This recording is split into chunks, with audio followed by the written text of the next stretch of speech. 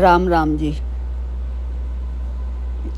आषाढ़ माह के गुप्त नवरात्रे 26 जून दिन गुरुवार से शुरुआत हो रही है। सुबह सवेरे ही उठें, अपने घर की सारी सफाई करें, माता रानी को एक चौकी पर विराजमान करें। सारे घर में गंगा जल छिड़क कर शुद्ध अवश्य करें। स्नान कर कर साफ सुंदर वस्त्र पहने, काला नीला 10 दिनों तक ना पहने। हरा रंग, गुलाबी, लाल, पीला, नारंगी ऐसे कलर पहन के पूजा करें। गुप्त नवरात्रे में धन संपत्ति के लिए करें उपाय। शत्रुओं पर विजय पाने के लिए करें उपाय।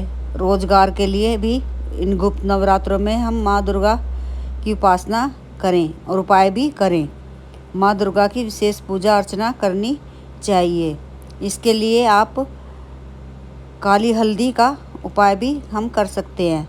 भैरव बाबा की पूजा भी कर सकते हैं और कपूर से आरती भी करें। एक उपला गाय के गोबर का हो या भैंस के गोबर का हो, सुबह शाम दोनों टाइम उस पर अग्नि प्रज्वलित करें। घी कपूर का डालकर अग्नि प्रज्वलित करें। 2 लौंग रोज चटकाएं। घर में सारी नकारात्मकता दूर होती है, सकारात्मकता ऊर्जा का संचार होता है।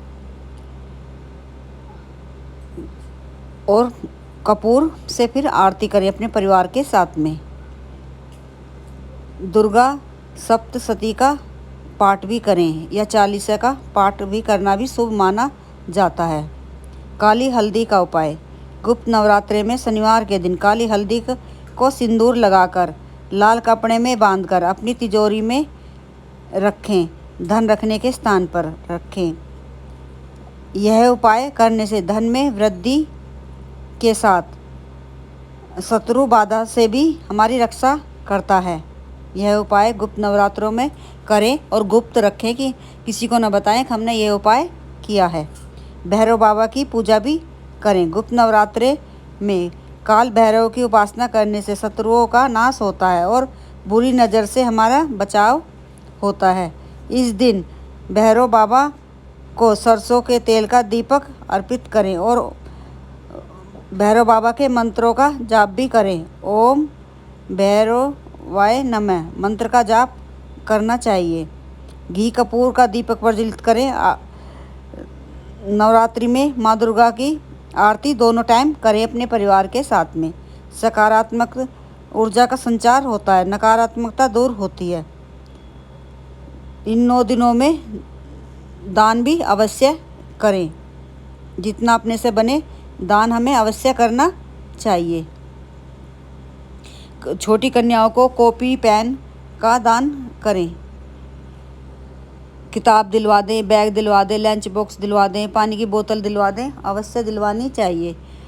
और पीला या लाल आसन पर बैठकर दुर्गा 40 का पाठ भी हमें अवश्य करना चाहिए या दुर्गा सप्तशती का पाठ करें। गुप्त नवरात्रि में दुर्गा माँ के मंत्रों का जाप भी करें। गुप्त नवरात्रों में ही दुर्गा सप्तशती का पाठ करने से हमें माँ दुर्गा की विशेष कृपा मिलती है। दुर्गा माँ के महात्म्य या दुर्गा 40 का पाठ भी करना विशेष रूप से शुभ माना जाता है। किसी भी नवमी के दिन तो कन्याओं को जिमाएं ही, लेकिन बीच में भी अगर कोई कन्या आपके आस पड़ोस में रहती है तो उनको गुप्त तरीके से दान भी हमें अवश्य करना चाहिए। गुप्त नवरात्रि में नवमी को 9 कन्याओं को मखाने की खीर खिलाएं, दक्षिणा दें। इससे कैरियर में उन्नति होती है, माँ दुर्गा की कृपा प्राप्त होती है, पति को उन्नति मिलती है, बच्चों को मिलती है, घर के मुखिया को उन्नति मिलती है। अन्य उपाय भी करें। लौंग का उपाय करें।